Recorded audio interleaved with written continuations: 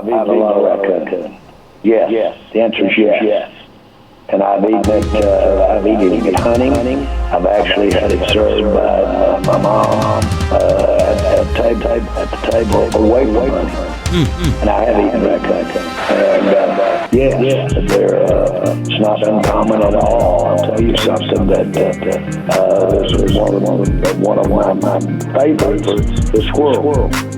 And it's wonderful. My mother could do a great job of it. And we all had our favorite pieces. And my dad and sister, I have one sibling, a sister, and they would fight not fight, but my mom and I, they were just my sister and I's four siblings. My mom and I wouldn't even ask for the brain in a squirrel. Oh, man. And delicious, seriously. My dad loves cow brain. Always got it for my dad. The fight over the brain. The fight over the brain. Well, good afternoon, good people. Mark Holmes here, and as always, I want to say thank you all for watching, commenting, subscribing, and being part of the Joe Boo Sports Report. Without you guys, as well as you ladies, you know that this literally does not work.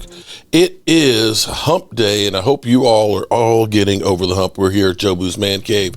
Joe Boo is holding down the red brick house and making sure everything's okay there. So we have, what was an interesting night. The Minnesota Vikings basically said, screw you, Aaron Rodgers. We're tired of waiting for you. We're done. We're out. And what's also interesting is you had Cam Hayward, NFL Man of the Year and stalwart player for the Pittsburgh Steelers, basically say, screw you, Aaron Rodgers. Either you want to be here or you don't, and we're not going to kiss your ass. It seems like Aaron Rodgers' stick is kind of getting old, that you may be left with the New York stinking Giants. And I think teams have kind of recognized Aaron Rodgers is not worth the hassle. And that's crazy to say that somebody who has played as good as he is, the amount of talent that he has, attitude is everything. And of course, we as Cowboy fans, we had an exciting day yesterday, after we kind of caught our breath from free agency and the Cowboys making moves and thinking that everything was going well as far as the Micah Parsons deal goes. And then all of a sudden, we kind of got cold water thrown on it. With Jane Slater basically saying, there has not really been any real talks and negotiations, just more of a feeling out stage, which of course has led to today talking about Micah Parsons being traded, and that Micah Parsons is a problem. And I want to kind of step back for a second here. I want to step back here a little bit because sometimes the media is used to help set a narrative. And in the past, the Cowboys have always used the media to try and help them negotiate. You'll remember, like, for example, Dez Bryant. This is the thing that always bothered me about the Cowboys is when it's time to pay somebody, we make them seem like they're greedy, that they're not a team player, that they're not worth the money that they're making. I can't say that the Cowboys set this in motion, but you remember when Dez Bryant was going to get paid, we heard that there might be a tape of Dez Bryant that might be 10 times worse than Ray Rice. I mean, you could say there might be anything. There might be, I don't even want to put something crazy out there, like a meteor that's going to hit the earth. There might be one that hits it tomorrow and ends all life. You can say that, but it doesn't mean it's true. I pray it's not true. I hope I didn't just jinx it. But you understand what I'm saying. That set off a whole wild goose chase where everybody was going on board and trashing the player. And still to this day, you got people that say, he's a bad guy. He's a bad guy. And still to this day, there's been no tape and no apology for it. You'll remember how this always happens. You'll remember Stephen Jones going on board and saying, Dak Prescott, hey, he's got to understand that, being the quarterback of the Dallas Cowboys, you have other opportunities, to make money because you're the face of the franchise, which is true. And so when Micah taking advantage of that opportunity to do a podcast, we're saying he needs to focus on football. In the same way, after, Cowboys saying Dak Prescott, you got all these advantages that you need to take advantage of, he takes advantage of it, and he gets crap for doing commercials. So it seems like if negotiations aren't going well, it kind of gets put out there, trade him. How many times we hear about trading CeeDee Lamb, or CeeDee Lamb needed to grow up to CeeDee Lamb? We literally made it sound like CeeDee Lamb is not worth the money. We shouldn't pay him. He's lucky just to be able to have a job with the Cowboys. That's what we do. And so I feel like this is kind of deja vu this morning. So I'm sitting there, get up. Louis Riddick on the Cowboys should trade Micah Parsons. Let's go to the tape. Lewis is here. It is time to play Is That Ridiculous? It is ridiculous. And we start in Dallas. Lewis, if someone said the Cowboys should trade Micah Parsons for a king's ransom, is that ridiculous? Look, I continue to say that this is ridiculous. You do not draft and develop players like this to just send them down the road when things get a little tough, as far as you're not having the kind of team success. Maybe the guy has other interests outside of football that all of a sudden then you want to blow up and make it into some kind of negative. He is a generational player in the true sense. In an era where we use that word too much, he embodies that. Just continue to build up the rest of the roster. Make sure you hit on your draft picks. Make sure you have the correct coaching staff. Leave Micah exactly where he is. All right, Lewis, next stop is Cincinnati after they make so the most we've gone expensive through. wide receiver. We've gone through, and now we're talking about questions of should we trade him?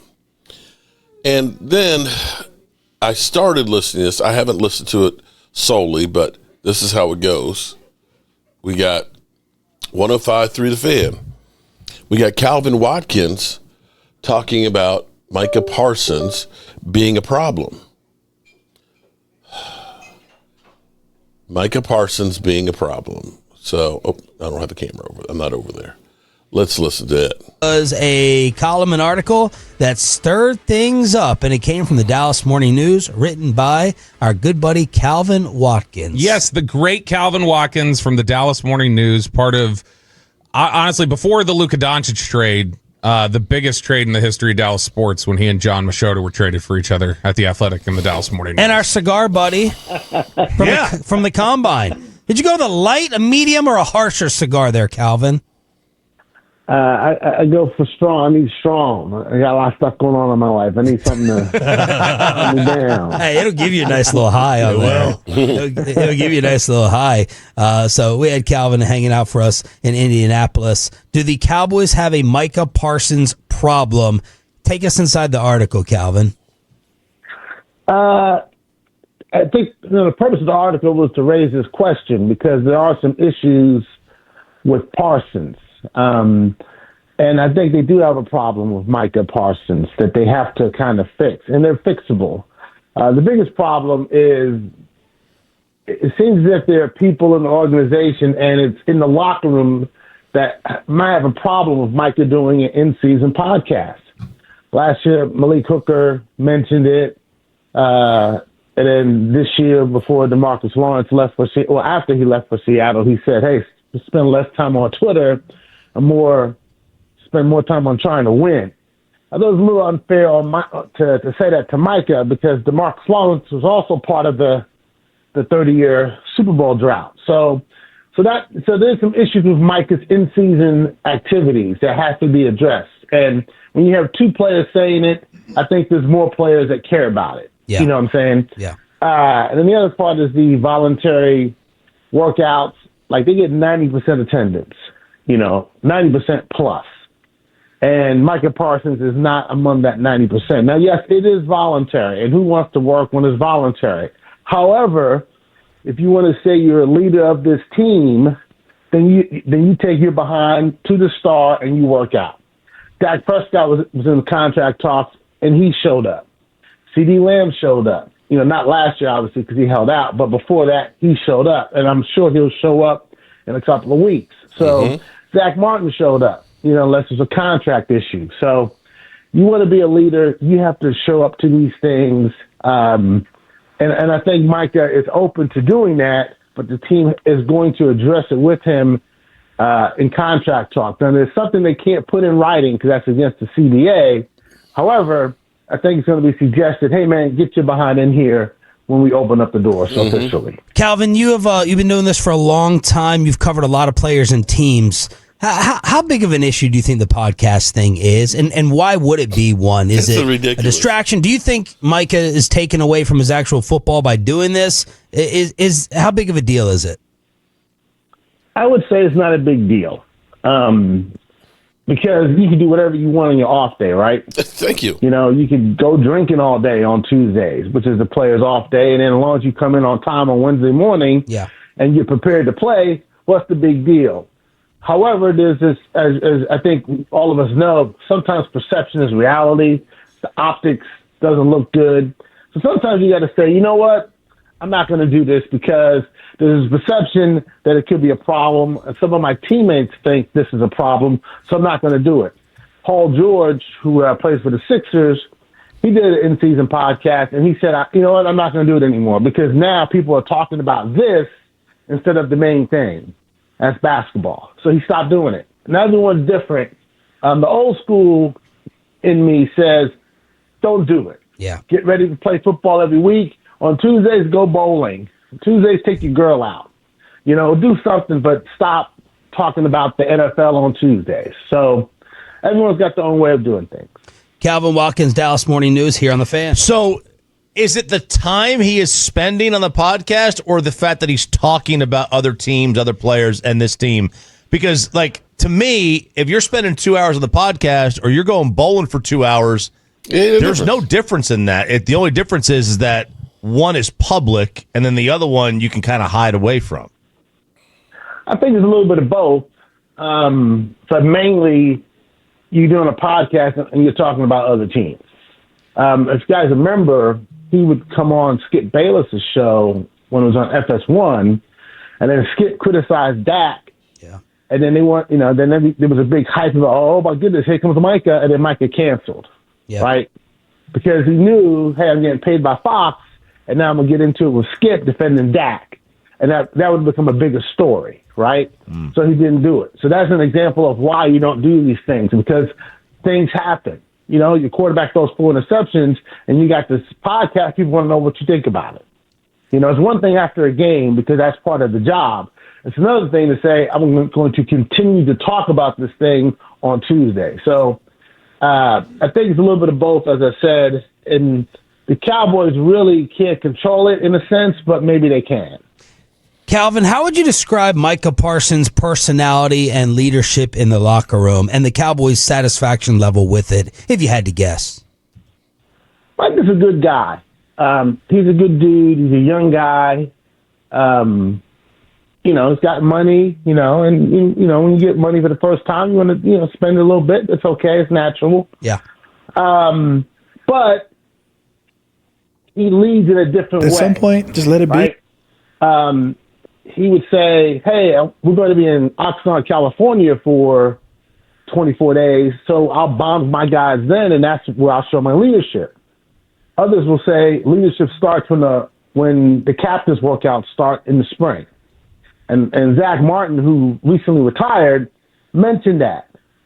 One of the things they didn't mention in the story that we wrote was when Zach Martin, who's probably going to the Hall of Fame, one of the most decorated offensive linemen in the history of the Cowboys, didn't mention Micah Parsons in his speech. You know, Micah Parsons was not there. You know, a lot of players were there, including DeMarcus Lawrence, right? But he was also in Dubai. You know, something going on with Zach and Micah. I'm not saying that at all. But when here's one of the most decorated players in the history of the game, he has like these 3 pages of copy written out about his retirement, so meticulous, he doesn't even have your name in there. And he mentions a lot of players. Yeah. You know, that says something. That was eye-opening to me. I was like, he didn't mention Micah. You know, mention Dak, mention CD, didn't mention Micah, right?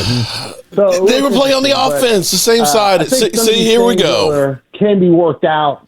I don't think it's the end of the world type of thing. I mean, look, I covered Terrell Owens when he was here, right? I covered Des Bryant, you know. So there have been other guys who've been a little more combustible than Micah.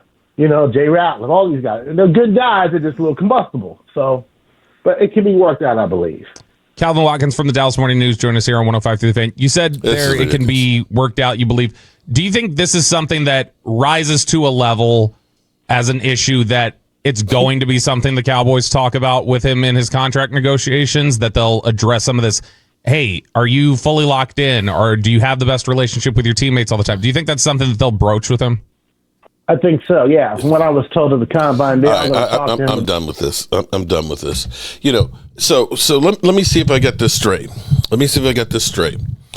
We've had some players who have said it's been a distraction sometimes when they're lifting weights, that they feel like they're in a goldfish bowl or at a pet zoo where they have to perform for the audience. People knocking on the glass, hey, getting selfies and things.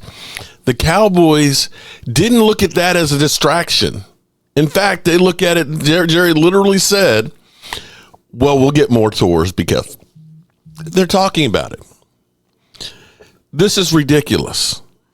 But this is what they do.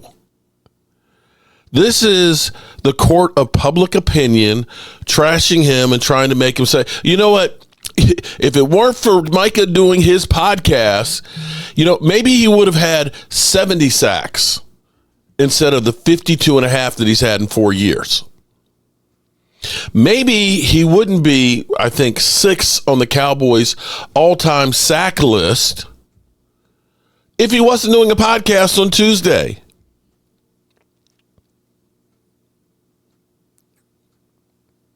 That Micah Parsons, when he's on the field on Sundays, that guy, he's thinking about his podcast that he's going to do on Tuesday.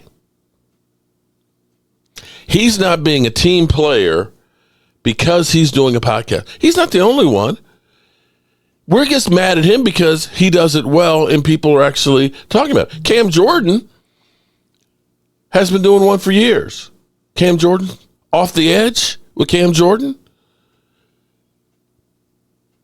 He's been doing that for a long time. Kelsey, him and his brother are getting paid $100 million to do a podcast for the next 3 years. I haven't heard about anybody else. And understand, Michael Irvin and crew, everybody had a TV show back in the day. And here's what I will say. Here's what I'll say. Because people will say, Dak Prescott, he sucks. He's the reason why we're not winning Super Bowls. I would go through and say, okay, maybe that's the case if for the other 21 years that we weren't here, that we were winning Super Bowls on a regular. If we were winning Super Bowls on a regular and then Dak Prescott became our quarterback and then we stopped, then I'd say, yeah, maybe that's the problem. Then maybe he is the problem. But we weren't doing shit before he came there. And I can look and say, D-Law, yeah, maybe people in the locker room are like, he gets treated nicer. He's got everybody, following along him. He's getting trips with the NFL to go wrestle sumo wrestlers and things. And here it is. We're taking this and we're saying the guy who literally turned around the defense when he came back, that we're better off without him and that he is a distraction. Well, hate to tell you, when D-Law didn't have a podcast before Micah Parsons got here, they certainly weren't better than they have been with Micah Parsons. This is some bullshit, if I've ever seen it. All righty, good people. This is crazy, but this is the life that we choose in being a Dallas Cowboy fan. Shit is just crazy. And so we're back to our typical style when it comes to paying players. CeeDee Lamb. Oh, the Cowboys are ready to move on from him. CeeDee Lamb, the distraction. CeeDee Lamb and Dak Prescott, there's a problem. All of this bullshit. When Max Crosby, You didn't hear the Raiders say, you know what? We should trade Max Crosby. We should trade him. He's not a team player. No, they just went out and they paid him. Myles Garrett, they didn't say, we're better off without Myles Garrett because he's a distraction right now, saying that he'll never play for us. They found out a way to work it out so they could keep one of the best players in the NFL. They didn't trash him and say they didn't say a single bad thing about Myles Garrett, who literally trashed him and said, you suck ass. I will never win a Super Bowl with you. I don't care how much. I mean, he trashed them. They never disrespected him. You didn't hear with Jamar Chase that he was greedy, that he was taking too much of the pie, or anything like that. All of a sudden, boom, his deal's done. But when it comes to the Cowboys, we drag this shit out over years. We trash the player. We create animosity with the player and the organization. If somebody I worked for, ended up doing what the Cowboys do, I'd have the attitude of, screw the management here. F those guys. I'm going to do my job, but we ain't family here. You don't do this to family. You don't do this to your guys that you allegedly care about. Some bullshit. All righty, good people. Y'all have a great day and peace out.